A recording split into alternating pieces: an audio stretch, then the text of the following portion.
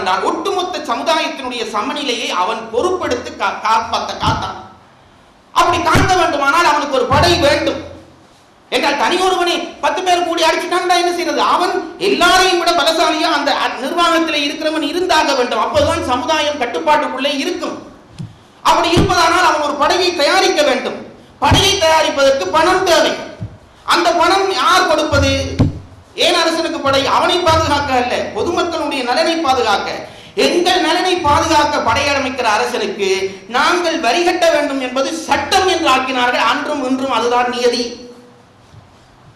பொதுமக்கள் டாக்ஸ் பே பண்ணியே ஆக வேண்டும். அந்த டாக்ஸ்ல தான் ஒரு அரசாங்கம் நிகழ்த்த முடியும். ஏன் நான் டாக்ஸ் கொடுக்கிறேன் என்றால் ராசாவுக்கு ஆசையில கொடுக்க இல்லை, என்னை அவன் பாதுகாப்பான் என்ற நம்பிக்கையிலே கொடுக்கிறோம். அது மறந்து போகாதீர்கள். ஆகவே அரசு என்பதற்கு மக்கள் வரிப்பணம் செலுத்த வேண்டும் என்பது சட்டம். இந்த அளவோடு போதுமே. உற்பத்தியாளர் வந்து விட்டான், விநியோகத்தன் வந்து விட்டான், நிர்வாகி வந்து விட்டான். சரி, சமுதாயம் பூரணப்படுமா என்று கேட்டால் பூரணப்படாது. ஏன் பூரணப்படாது என்று கேட்டீர்களானால் அதற்கு பதில் சொல்லுகிறேன். இந்த விஷயங்கள், சமுதாயம் என்பது ஒரு சமுதாயம் அல்ல. நாங்கள் ஒரு குரூப் தமிழர்கள், இன்னொரு குரூப் சிங்களவன். இவ்வளவு பேருக்கும் இவ்வளவும் இருக்கும். உற்பத்தியாளர் இருப்பான், விநியோகம் இருப்பான், நிர்வாகி இருப்பான். உலகத்தினுடைய ஒரு இயற்கை பலம் பலகீனத்தை விழுங்க பார்க்கும். பலம் பலகீனத்தை விழுங்க பார்க்கும் போதுல யாரும் விலக்கில்லை பாருங்க. நான் அப்படி இல்லைன்னு சொன்னா பொய் சொல்றேன் அர்த்தம். நம்ம விட பலகீனமானவர்களை நாங்கள் விழுங்கி கொண்டுதான் இருக்கிறோம். தத்துவங்கள் ஒரு பக்கம் இருக்கட்டும், சத்தியம் இதுதான். இப்போ ஒரு சமுதாயத்தை இன்னொரு சமுதாயம் விழுங்கிவிடும். ஆகவே ஒரு சமுதாயம் இந்த உற்பத்தி, விநியோகம், நிர்வாகம் இதிலே புது புது கொள்கைகளை கொண்டு வந்து தன்னை வளர்த்தெடுத்துக் கொண்டே இருக்க வேண்டும். அப்படி வளர்த்தெடுக்க தயங்குவானால் வளர்ந்தவன் இவனை விழுங்கி விடுவான். வளர்த்தெடுக்க யார் தேவை என்று கேட்டால் இந்த உற்பத்தியாளன் வளர்க்கப்பட வேண்டும். புது புது விதமாக உற்பத்தியை பெருக்க வேண்டும். விநியோகத்திலே புது புது முறைகள் கொண்டு வந்து வியாபார தந்திரங்கள் பயிலப்பட வேண்டும். அரசு நிர்வாகத்தை புது புது விதமாக கட்டி எழுப்ப வேண்டும். இதை யார் செய்வான் என்றால் புத்திசாலி என்று ஒரு கொஞ்சம் பேர் பிறக்கிறான். அது நான் தான் சொல்லிக்கொள்ள எல்லாருக்கும் ஆசை. யார் விரும்ப இல்லை, எல்லாரும் தான் விரும்புகிறோம். நான் புத்திசாலி என்று சொல்ல விரும்பாதவங்க உண்டா? நான் ஏழை என்றது ரொம்ப கவலையா சொல்லிக்கிறோம். ஐயோ, நான் முந்தி எப்படி இருந்தாலும் இப்ப ஏழையா போகணும்னு சொல்றேன். நான் முந்தி அறிவாளியா இருந்தாலும் இப்ப மடையனா போகணும் ஒருத்தரும் சொல்றது இல்லை. இயற்கையான அறிவாளிகள் பிறக்கிறார்கள். அவர்கள் என்ன செய்கிறார்கள் என்றால் நான் சொன்ன இந்த கீழ் 3 துறையையும் கூர்மைப்படுத்துகிறார்கள். கூர்மைப்படுத்திக் கொண்டே இருக்க வேண்டும். இல்லாவிட்டால் இன்னொரு சமுதாயம் இந்த சமுதாயத்தை விழுங்கிவிடும். இது நான் இதுக்கு மேல பேசினா அரசியலா போயிடும். அப்பவும் சொல்ல பாருங்க, ஒரு சமுதாயம் தன்னை அறிவுத்துறையாலே பலப்படுத்திக் கொண்டே இல்லாவிட்டால் எல்லா துறையாலும் மற்றவர்களாலே நாங்கள் விழுங்கப்படுவோம். நாங்கள் செய்த தவறு அதுதான். நம்மை பலப்படுத்துவதற்கு என்ன வழி? ஒரு அறிவாளி ஒவ்வொரு துறையிலையும் நம்மை கூர்மைப்படுத்துவதற்கு. அறிவாளி எல்லாரும் அறிவாளியா பிறக்க மாட்டான். எப்படி நான் சொன்ன பிச்சுக்குள்ள இறங்குறதுக்கு ஒருத்தன் தான் பிறக்கிறானோ அப்படி அறிவாளியா இருக்கிறதுக்கும் ஒருத்தன் தான் பிறக்கிறான். அதாவது அவனவன் பிறவியில வந்து வாய்க்குது. அப்போ அந்த அறிவாளியை என்ன செய்ய வேண்டும்? அறிவோடு இயங்க விட வேண்டும். சமநிலைப்படுத்துற பேச்சுக்கே இடம் இல்லை பாருங்க. அப்ப கூலியாலும் அறிவாளியும் உண்டா? அவன் எல்லாருக்காக சிந்திக்கிறான்.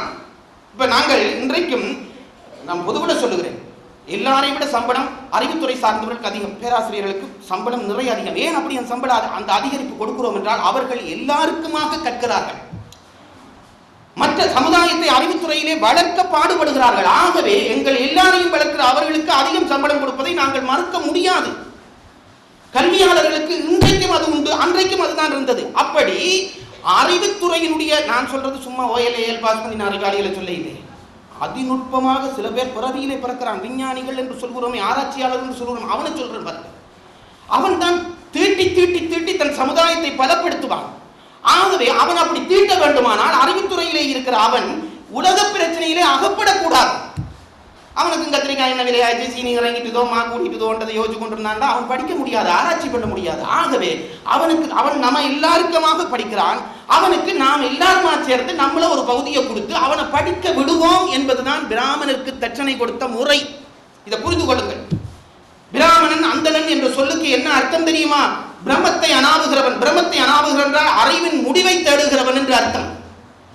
அந்தணன் என்றால் அந்தத்தை அனாவுகிறவன் என்று அர்த்தம். என்ன அர்த்தம் தெரியுமா? அறிவினுடைய முடிவை தேடுகிறவன். அறிவினுடைய முடிவை தேடுகிறவன் தான் வளர்ந்து கொண்டே இருப்பான், தான் சார்ந்த சமுதாயத்தையும் வளர்ப்பான். அப்படி அவன் அதிலேயே மனம் செலுத்த வேண்டுமானால் உலக பிரச்சனையிலே அவனை பாதிக்க விடக்கூடாது என்பதற்காக சமுதாயம் அவனுக்கும் தட்சணை கொடுத்தது. பழைய காலத்தில் பிராமணருக்கு வேட்டி, குடை, செருப்பு, காசு, சோறு இதெல்லாம் கொடுப்பார்கள். ஆனால் அதோட ஒரு கட்டுப்பாடு வச்சிருந்தார்கள். இது என்ன பிராமணன் என்பது யார் என்றால் பாருங்கள், சமுதாயத்திற்குள்ளே இருந்த அறிஞர் குரூப் தான் பிராமணன். அதை பிறகு நாம சாதியாக்கிட்டோம். அது இப்ப ஆக்க இல்லையா? இப்ப ஆக்க இல்லையா? நாங்கள் வங்கிக்கு ஒருத்தன் மேனேஜரா போயிட்டான்டா தந்த சந்ததியே ஆக்கிடுறானே, நடக்குதா இல்லையா? எந்த அறிவுத்துறையில இல்லை. ஒருத்தர் ஒரு உயர் பீடத்துக்கு போயிட்டால் அந்த பீடத்துல பிறகு தனக்கு சப்போர்ட் உள்ளவன் தானே வரலாம். மற்றவன் வந்தா கருத்து அறுத்துறார்கள். இயற்கையா இல்லையா? இது இயற்கை. இது நம் குறைபாட்டினாலே புகுந்ததே தவிர இதுதான் சாதி அமைப்பில் வந்த பிரச்சனை. பிராமணன் அறிவிலே உயர்ந்தவன். நான் எப்பவும் சொல்றேன் பாருங்க, அறிவுக்கு ஒரு லட்சணம் உண்டு. என்ன லட்சணம் என்று கேட்டால், நான் என்னையும் சேர்த்துத்தான் சொல்லுகிறேன். அறிவுடைய லட்சணம் என்னவென்றால், முதல் லட்சணம் சுயநலம். பெரும்பாலும் அறிவாளிகள் சுயநலவாதிகளாகத்தான் இருப்பார்கள். அந்த சுயநலம் என்ன செய்யும் என்றால், முதல் தன்னைத்தான் பாதுகாக்க வகை செய்யும், பிறகு தன்னை சார்ந்தவர்களை பாதுகாக்க வகை செய்யும். அப்படி வருகிற பொழுது தகுதி இன்மையையும் அவர்கள் தகுதியாக்கிக் கொள்வார்கள். அதனால்தான் பிராமணன் என்று தூக்கி வைக்கப்பட்ட ஒருவன், அறிவினாலே உயர்ந்தவன் என்று ஒதுக்கி வைக்கப்பட்ட ஒருவன் தன் சந்ததியையும் அதை அந்த தகுதி உடையதாக ஆக்கி வைத்ததுதான் சாதி என்ற அமைப்பு கெடுத்த அமைப்பு. பரிமேலழகர் ஒரு பிராமணர். அவர் அந்த கருத்தை ஏற்கவில்லை. பரிமேலழகர் அந்த கருத்தை ஏற்கவில்லை. பிராமணனுக்கு பிறந்தவன் பிராமணன் என்பதை பரிமேலழகர் ஏற்கவில்லை. எவன் அறிவுத்துறையிலே சார்ந்து உண்மையை உணர்ந்து ஒழுக்கமாக இருந்து உயர் பொருளை அன்றாடம் தேடிக்கொண்டிருக்கிறானோ அவன் எல்லாரும் பிராமணன் என்கிறார் பரிமேலழகர். அதை பின்னொரு இடத்திலே சொல்லுகிறேன். அது ரொம்ப முக்கியமான விஷயம். ஆகவே சமுதாயத்தை 4 கூறு போடு என்று கேட்டால் ஒரு ஒன்றுமில்லை பாருங்கள். அறிஞர் குரூப் ஒரு குரூப், 2வது குரூப் நிர்வாகிகள், 3வது குரூப் விநியோகஸ்தன், 4வது குரூப் உற்பத்தியாளர். இதுதான் சமுதாயத்தினுடைய 4 கூறுகள். நான் இப்போ உங்களை கேட்கிறேன், இது ஒரு சவால் என்று வைத்துக் கொள்ளுங்கள். 5வது ஒரு குரூப் முடிஞ்சா சொல்லி பாருங்க. சமுதாயத்தை இந்த 4 குரூப்பா தான் பிரிக்கலாம். நீங்கள் வேற எந்த குரூப்பை சொன்னாலும் இந்த 4 வகைக்குள்ளே ஒன்றாக அது அடங்கும். ஒன்று அவன் உற்பத்தி லிஸ்ட்ல சேருவான், அல்லது விநியோகஸ்தன்ல சேருவான், அல்லது நிர்வாகியில சேருவான். இப்ப உத்தியோகங்கள் பலதா வந்துட்டபடியா எங்களுக்கு இப்ப எந்த குரூப் தெரிய இல்லை. ஒருவன் அறிஞர் குரூப்பிலே சேருவான். இன்றைக்கு பிராமணன் யார் என்று கேட்டால் பேராசிரியர்கள் தான் பிராமணர்கள், கல்விக்கு பொறுப்பானவர்கள். சீரியஸா சொல்றேன். ஒரு சமுதாயத்தை அறிவுத்துறையிலே வளர்த்தெடுக்கிறவர்கள் தான் அந்தணர்கள். அந்த ஒழுக்க அமைப்பு தான் இந்த 4 பகுதி. சமுதாயத்தை 4 கூறாக பிரிக்க வேண்டும் என்றால் உற்பத்தியாளன், விநியோகஸ்தன், நிர்வாகி, கல்வியாளன். நல்லா தெரிஞ்சு கொள்ளுங்கள் படிமுறை. இதிலே ஏன் அரசனுக்கும் பிராமணனுக்கும் முக்கியத்துவம் வந்ததென்றால் அவன் எல்லாருக்கும் தேவைப்பட்டவனுக்கு முக்கியத்துவம் வருவது